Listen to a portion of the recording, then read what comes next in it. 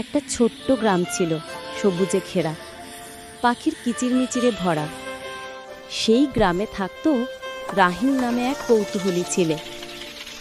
একদিন সকালে সে হঠাৎ ঠিক করল, আজই যাব মামার বাড়ি।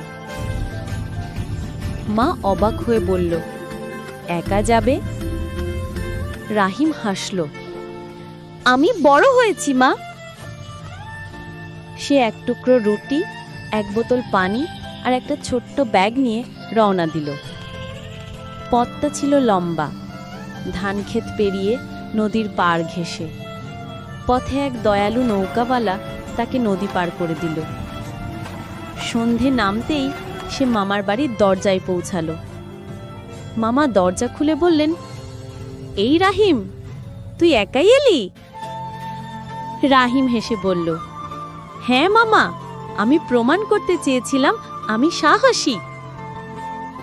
মামা তাকে জড়িয়ে ধরলেন, আর গ্রামের আকাশে তখন জ্বলছিল প্রথম তারা। রাহিমের